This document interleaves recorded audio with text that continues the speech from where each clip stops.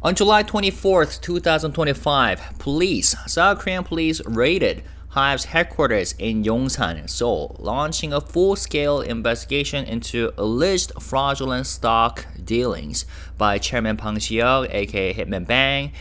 And I have talked about this on my channel with a video with this thumbnail, right?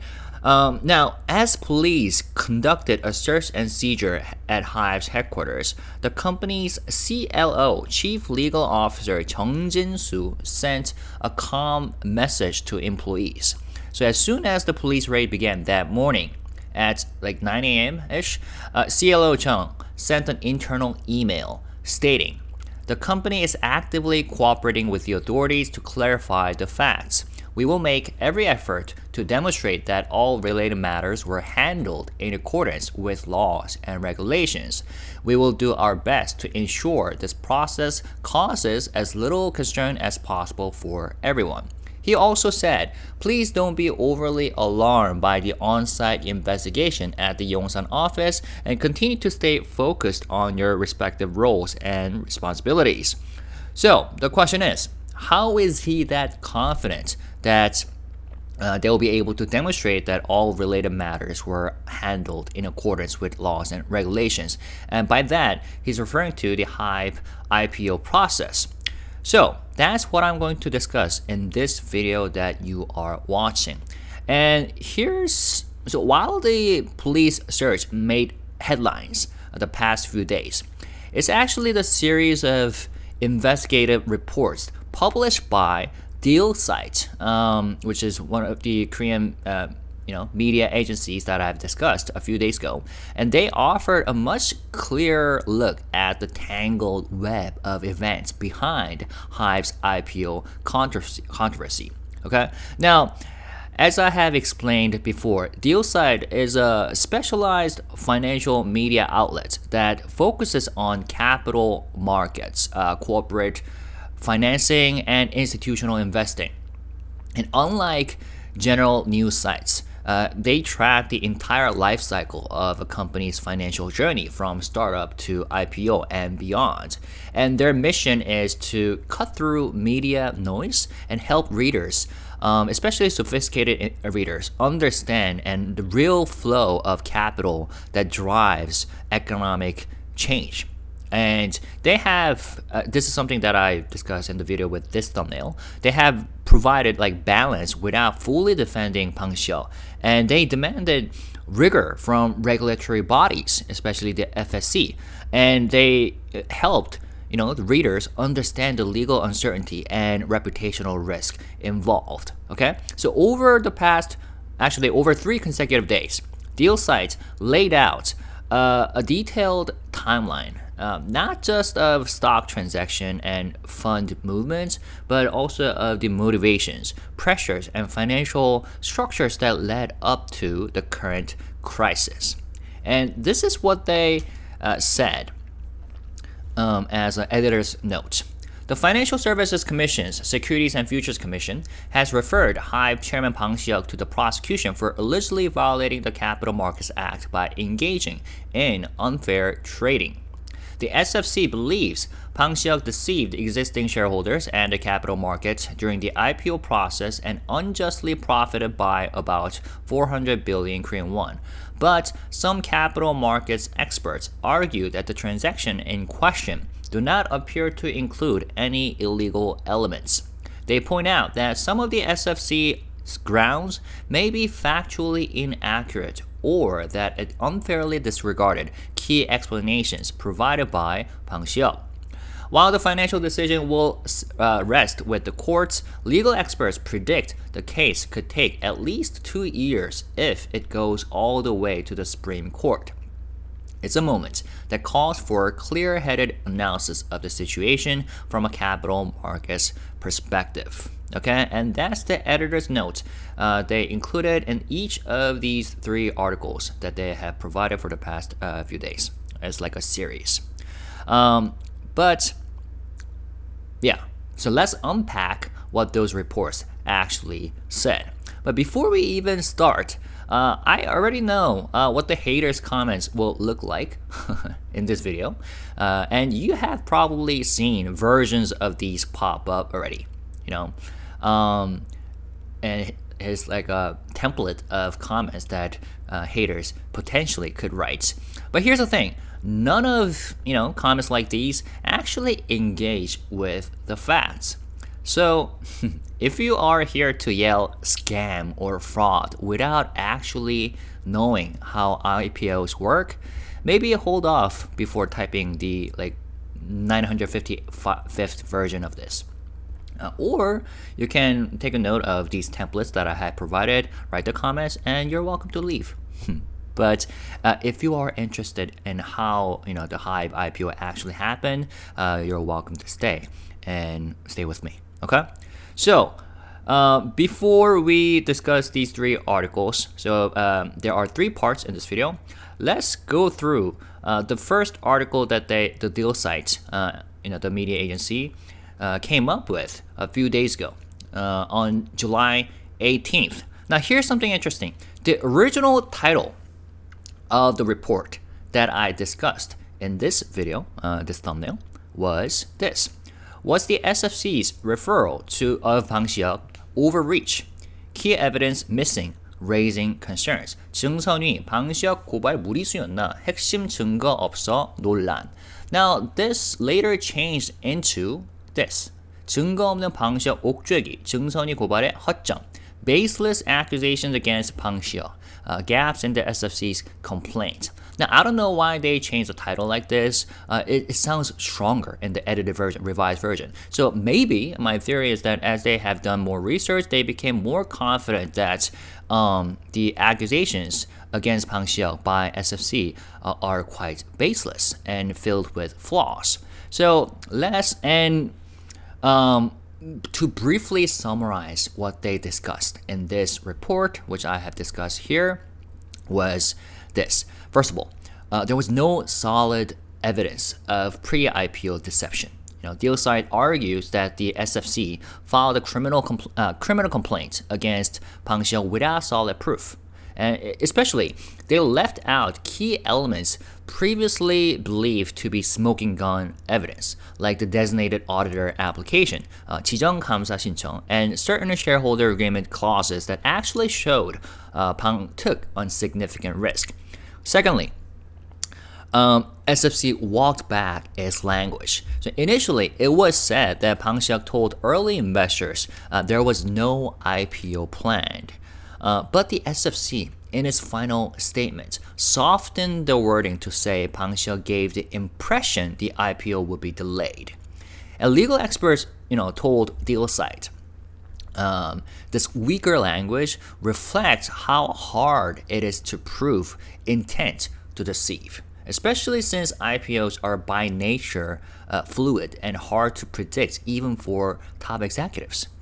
And thirdly, there was this contradictory timeline issue and risk factors. So Dealsite emphasizes that these private shares sales took place in a long window, over a year, and some investors still benefited it post-IPO.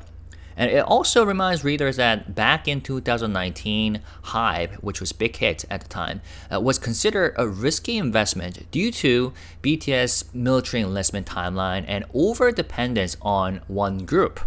And the SFC allegedly failed to account for this context. And also, the designated auditor filing, which is long considered a major clue that Bang Si-hyuk was preparing for an IPO behind investors' backs, was not mentioned in the SFC's complaint.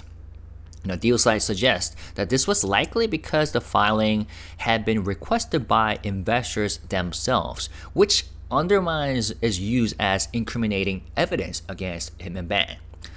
Also, the SFC highlighted contract clauses that made Bang Si-hyuk look like he secured a sweet deal, like profit sharing, but ignored terms that exposed him to massive risk, like a put option that could have cost him billions if the IPO failed. And Dealsite criticizes as a one-sided and result-driven interpretation, which painting the founder of a global K-pop success story as a criminal based solely on hindsight. Okay? And the bottom line is that, this article positions the FCC's complaint as overly aggressive and poorly supported by facts and possibly politically motivated. And it warned against, holding Bang Si-hyuk liable for simply having succeeded, especially when earlier decisions and conditions were far more uncertain than the narrative now implies. And again, I have been emphasizing this concept, hindsight bias, every time I discuss this issue. At the time, people didn't expect BTS to become that massively successful and that HYBE IPO would succeed that well. And this is another image that I always think of and when I discuss these issues, how the media portrays this story. Okay? Now, without further ado, let's talk about the new articles, the series of new articles that Dealsite released. Here's the first one. HYBE IPO controversy. So that's the like a keyword for each of these articles. 손정희 비전펀드 BTS'에 유치하려다 IPO 급선회. Pivot to IPO after failing to bring in Masayoshi Son's Vision Fund. I think if you are an investor or if you have interest in investment or economy, stock markets, 손 Masayoshi, 손정희 Vision Fund. He's a very popular, famous investor, originally located in Japan. He's Japanese Korean though. Written by journalist Kim Kyu-hee, July 24th, 2005. Did Bang Si-hyuk deceive early investors? Experts say no one lost money, so this may be hindsight bias. Okay? Debate continues over the Securities and Futures Commission's decision to accuse HYBE Chairman Bang Si-hyuk of deceiving early investors during HYBE's IPO process. The SFC claims that Bang Si-hyuk misled certain investors into believing the IPO would be delayed, allowing him to profit unfairly once the IPO did go ahead. But others, close to the matter, argue there was no deception and no reason for him to deceive in the first place. Under Korean law, fraud requires several conditions to be met: intentional deception, the other party being misled, a resulting transaction, and financial loss. In this case, it would require proof that Bang Si-hyuk misled investors like LB Investment, that they were misinformed and sold shares as a result, and that this sale led to financial harm, and that Bang Si-hyuk profited. But since HYBE, formerly Big Hit Entertainment, went public, none of the firms involved, LB, Legend Capital, or Alpha and Root Asset Management, have raised complaints. They all made independent decisions to sell shares before the IPO, and some even held onto significant stakes and made large profits post-IPO. From this perspective, the SFC's accusation seems like a case of hindsight reasoning. After all, IPOs are inherently risky. If HYBE's IPO had flopped, the investors who sold early could have been seen as the smart ones. Vision Fund was the first priority, not the IPO. So that's the title of this subheadline. The SFC's July 16th complaint accuses Bang Si-hyuk of violating capital markets law by pretending the IPO was on hold to mislead some financial investors in 2018, like LB Legend and Alpha Root, so he could benefit unfairly later. But if you look at the timeline and context, a different picture emerges. In 2018, Big Hit was planning to raise about 1 trillion Korean won, primarily to support its U.S. expansion plans. An IPO would take time and require patience from existing investors, so the company sought quicker options. Their top priority was to bring in a global investor, and they entered talks with SoftBank's Vision Fund, led by Masayoshi Son. For those of you who are confused by whom they are referring to, this is the guy, and that's the SoftBank Vision Fund. You probably have seen him in economic related headlines or newspapers. All right, back to the article. Vision Fund, known for investing in Coupang and 야놀자, Korean companies, seemed like a perfect fit for a company with BTS. The plan was to raise the full amount from Vision Fund in one shot without going public. So, for prosecutors to label Bang Si-hyuk's explanation that an IPO wasn't imminent as fraud, they would need to prove intent. But that would be tough, since he was transparently pursuing other funding options like bond issuance. Explaining the strategy's order of priority to investors can hardly be called deception. In fact, board members like LB and Legend Capital were involved in real-time decisions and knew full well that IPO was a backup plan, not the main one. Next. No one took a loss. Some actually made more. Even if some investors were disappointed by the delay and sold their shares before the IPO, that doesn't automatically make it fraud. After all, not all investors sold.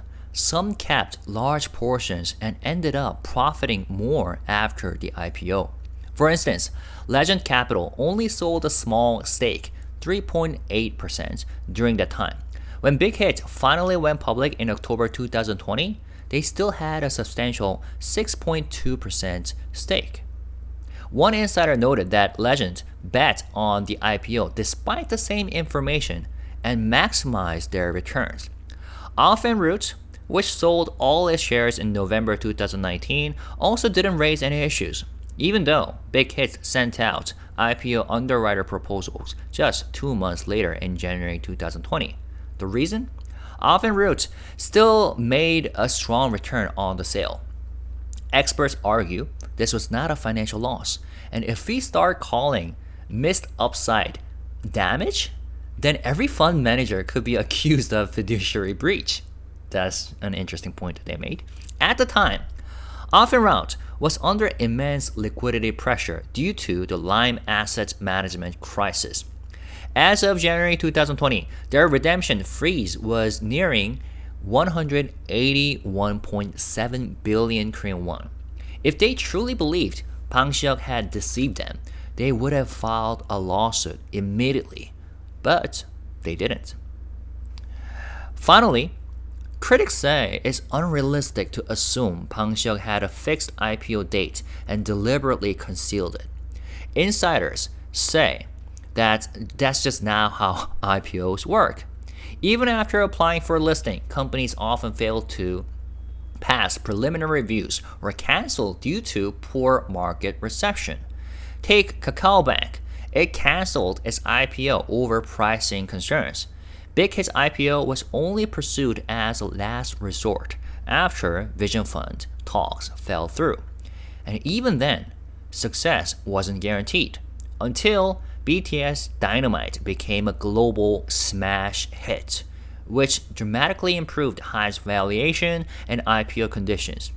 What began as a backup plan turned into a windfall thanks to a stroke of luck. Okay? So again, it's all about the hindsight bias.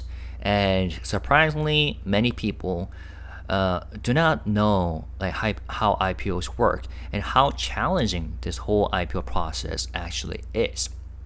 Okay, so here's a easy and short explanation. To summarize, the SFC accused HYBE chairman Bang Si-hyuk of misleading early investors during the IPO process to gain unfair profits. Right?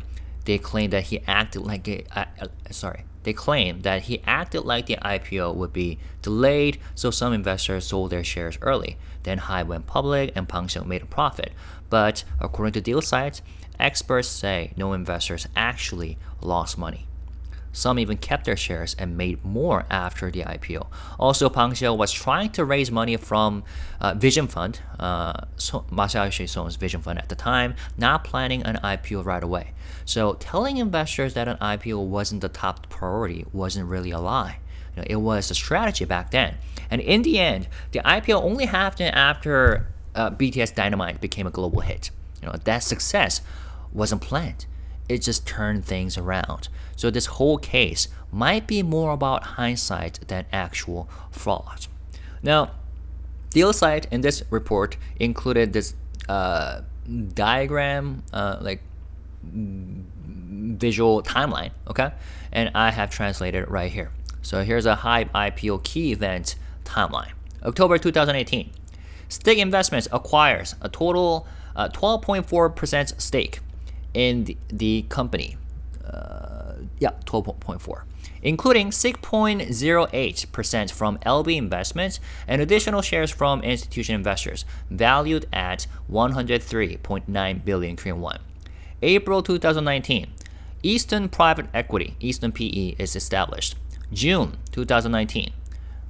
Did I say April 2019? Right, yeah. June 2019, Eastern PE Fund number 1 purchases a 2.7% stake from Vice President Choi Yoo-jung, one of the co-founders, for 25 billion Korean won. September 2019, a request for a designated external audit is submitted at the request of Legend Capital. This is a common preparatory step for IPO planning. Okay, November 2019, Eastern PE and New Main form a co-GP structure, bringing in Alphen Route, Choi Yoo-jung, and Legend Capital, and LB preferred shares, 2.3%, 1.9%, 3.88% respectively. The combined stake totals 8.7%, valued at 105 billion Korean won. December 2019, HYBE's attempt to secure investment from SoftBank Vision Fund fails. January 2020, HYBE sends out a request for proposal, RFP, to underwriters in preparation for its IPO. March 2020, Kim Jung-dong is appointed as Chief Investment Officer, CIO. May 2020, HYBE submits its preliminary IPO application to the Korea Exchange. June 2020, HYBE acquires Pleiades Entertainment, the agency behind 17. So that was before the IPO. August 2020, BTS releases Dynamite, which becomes a global sensation and reaches number 1 on the Billboard Hot 100. October 2020. On October 8th, CIO Kim Jong-dong resigns. October 13th, independent director Yang Jun-seok resigns. October 15th, HYBE officially goes public. And June 2021, Eastern PE fully liquidates fund number 1 and fund number 2, completing its exit. Okay, so that was the timeline. And again, here's a summary of this report. Take a look. I think I have already explained. Okay, now let's move on to the next article, titled, "It wasn't deception or coercion, just funds reaching maturity. 속이거나 협박한 게 아닌 펀드만기에 수익회수." Written by journalist Kim Gyu-hee on July 25th. Here's a title of the subheading. LB, Legend, and Alphen Route, multiple factors like fund maturity, LP pressure, and liquidity crunch led to share sales. The Securities and Futures Commission, SFC, claims that HYBE's early financial investors were deceived by Chairman Bang Si-hyuk into selling their shares, but industry insiders argued that each investor had unavoidable reasons for exiting. And in some cases, they even celebrated their successful exits in interviews. Starting with LB Investment, their fund was approaching maturity and the firm was preparing for its own IPO. They needed to lock in strong returns and chose to sell their high-performing HYBE shares on the secondary market to Stick Investment. Importantly, LB had already notified HYBE of their intent to sell. Now, at this point, some viewers might say, what do you mean they notified HYBE of their intent to sell? Can't they just like hit the sell button on their like stock mobile app, stock exchange app? No, because that's not how pre-IPO stocks worked. At the time, HYBE or Big Hit was a private company, right? So there wasn't an open market. It was a private market here, secondary market, and it's not always easy to sell pre-IPO shares. Okay, so back to this report. Importantly, LB had already notified HYBE of their intent to sell. Sources say LB had been expressing this desire since early 2018. HYBE, aiming to support its investors' exit, sought a new buyer and landed on Stick investment. In October 2018, Stick purchased a 12.4% stake, including LB's 6.08% for 103.9 billion Korean won. So that was what was explained in the timeline. Okay, LB later promoted this exit widely, with CEO Park Gi-ho stating publicly that their investment in Big Hit had now HYBE had yielded over 100 billion Korean won in profit. And indeed, I had looked up, and the man has stated for multiple times about the achievement, the milestone that he hit with the Big Hit investments, right? That their investment in Big Hit had yielded over 100 billion won in profit, and this was celebrated through the media. When was this? 2023, 2018, again 2018, and again in 2021, and again in 2023. Now, Legend Capital's share sale also came with its own complications. Their HYBE fund was nearing maturity, and their limited partners, LPs, were pressuring them to adjust their portfolios. Despite this, Legends strongly believed in HYBE's growth potential and made efforts to persuade their LPs, limited partners, to extend the fund's life. To strengthen their case, Legend asked HYBE to apply for a designated auditor. So here it is, the backstory.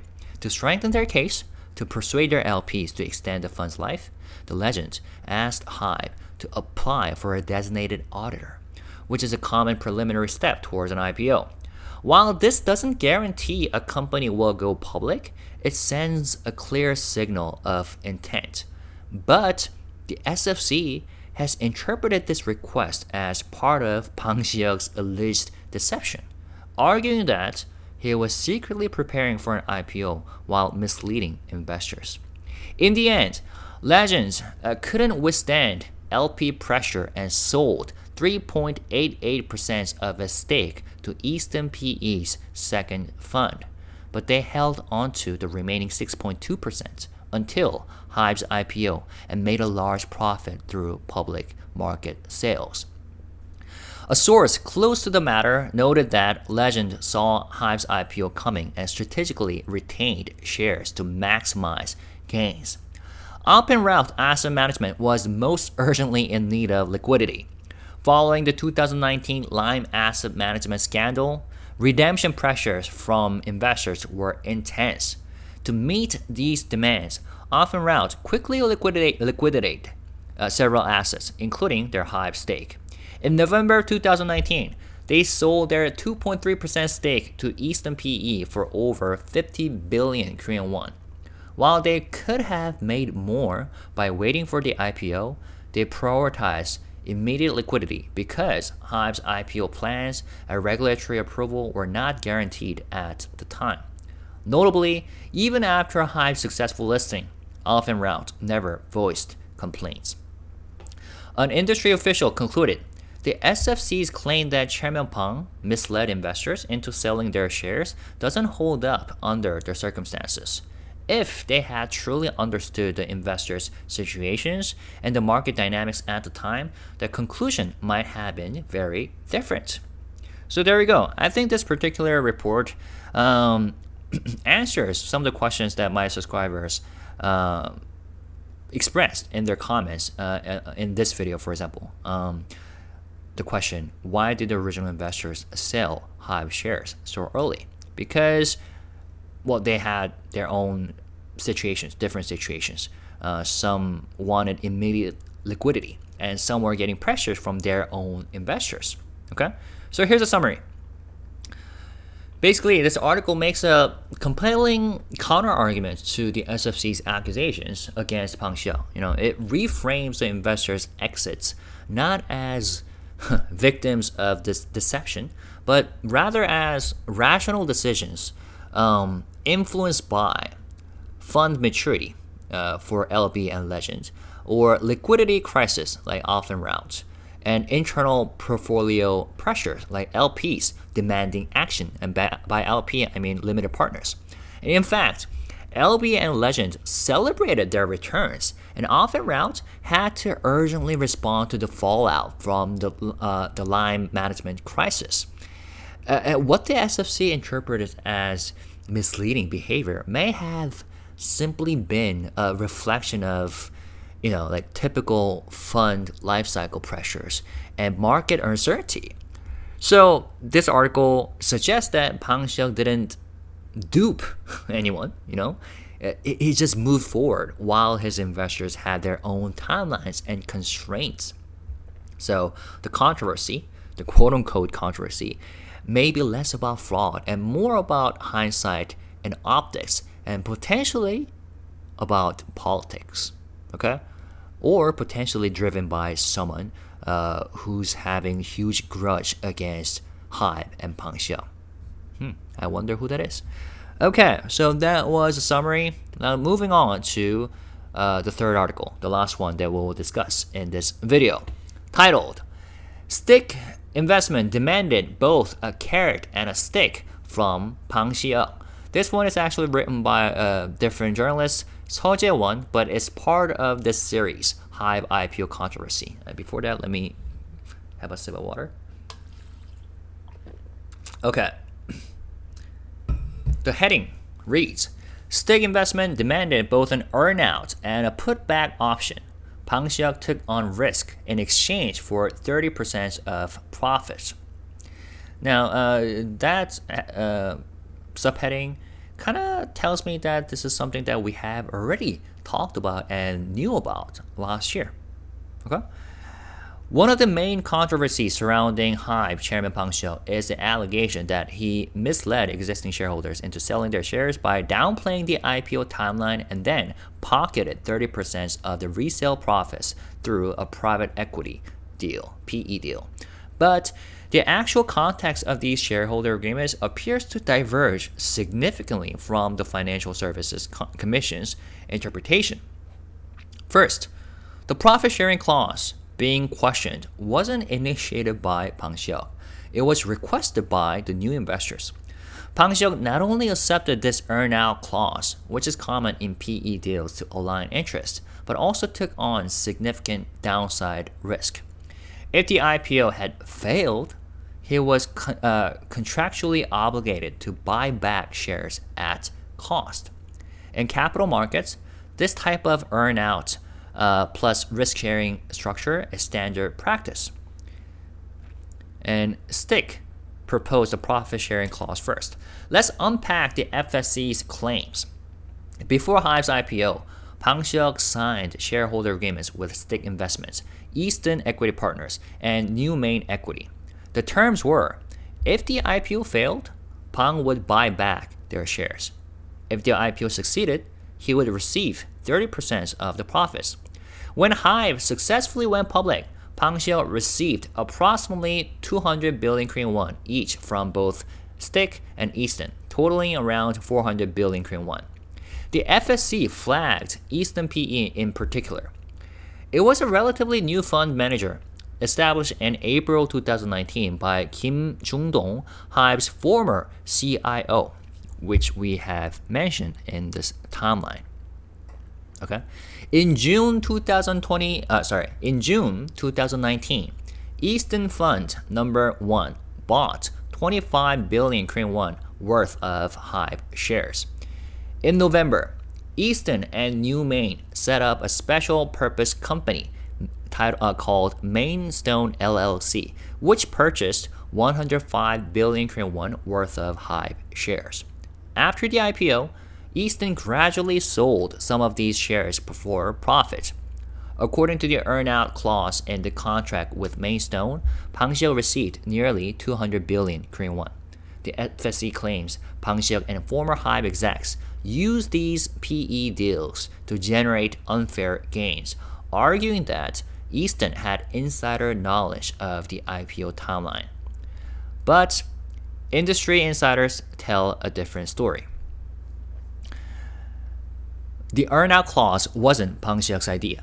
In fact, it originated with Stick Investment in October 2018, about a year before Mainstone invested.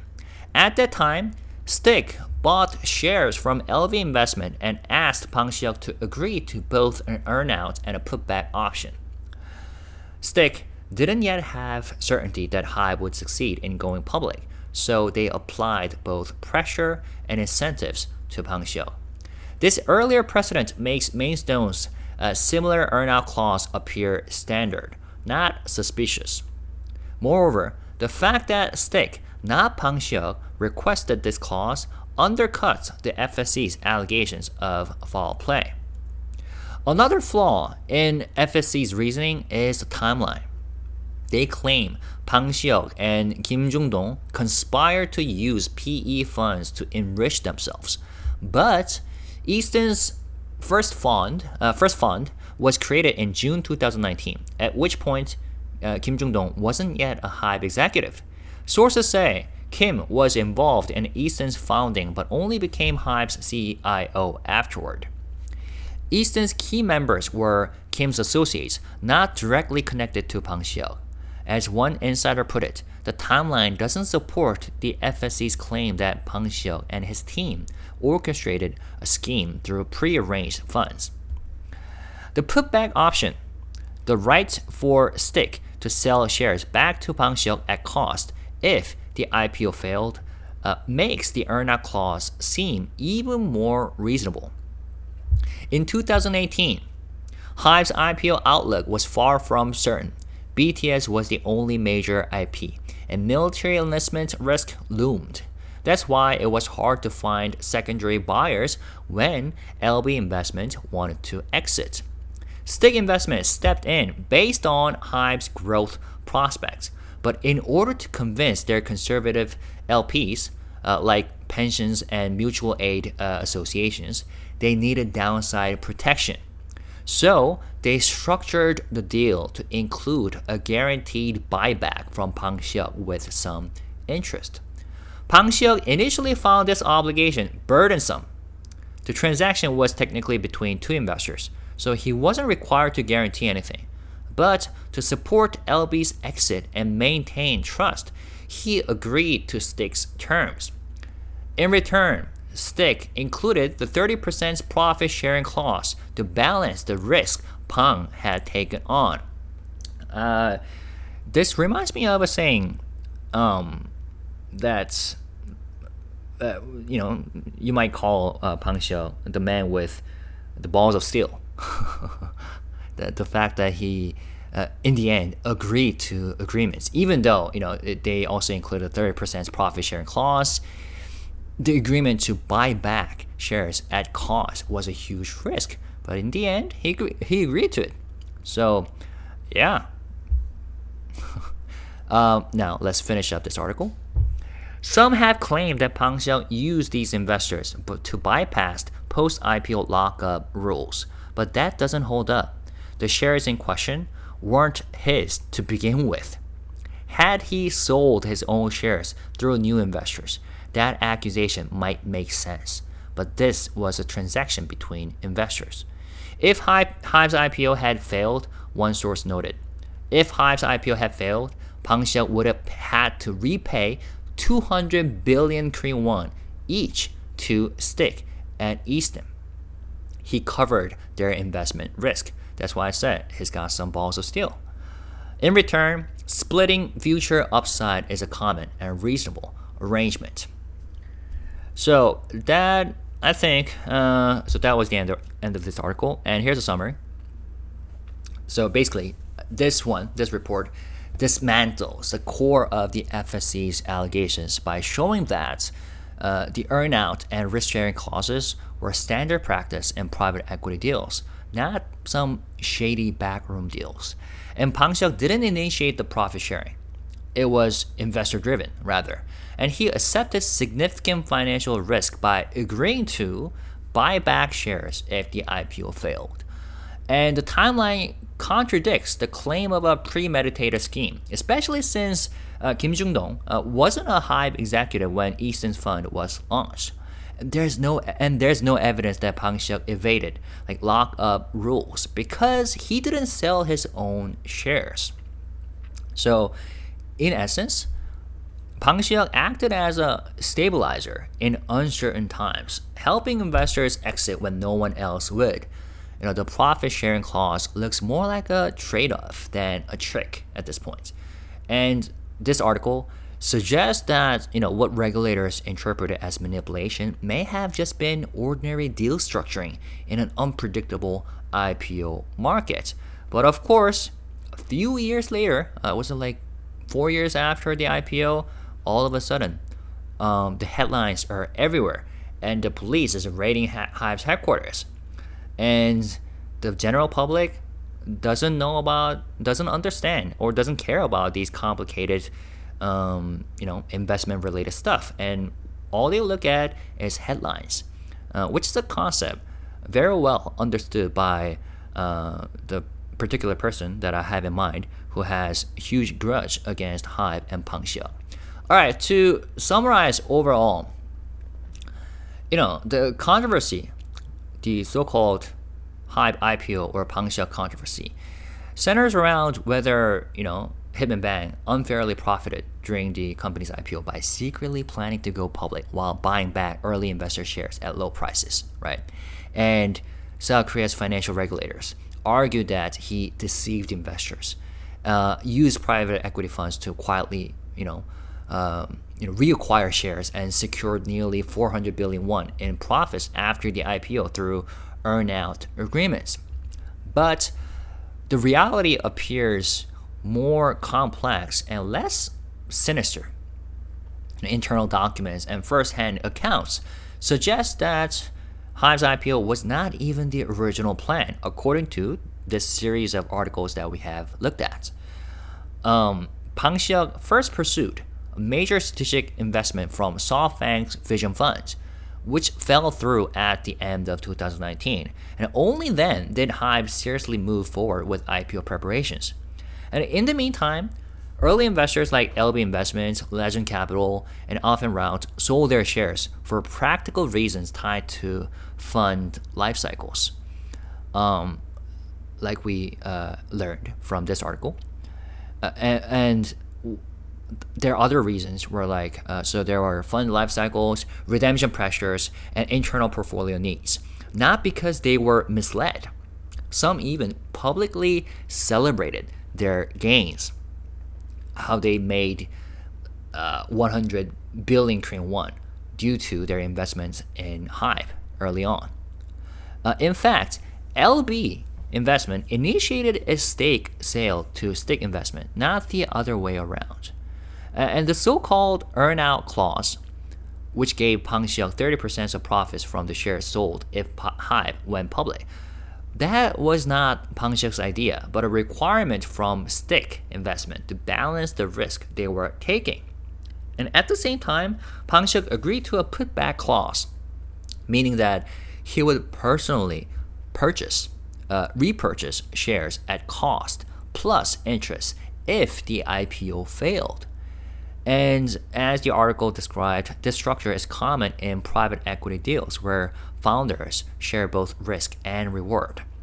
Okay, and ultimately, the key players in these deals, including Bang Si-hyuk, the PE firms, and the early investors, all acted within the bounds of standard capital market practices. And rather than being deceived, the investors sold for their own financial reasons, and Bang Si-hyuk accepted significant downside risk in return for potential upside. So the narrative that he secretly orchestrated an unfair windfall, so to say, doesn't seem to hold up when the full context is considered. Which is why I've designed the thumbnail of my previous video like this. Okay, but of course, the haters will, the haters will hate. The haters will hate and write comments like these, calling Bang Si-hyuk and HYBE a fraud.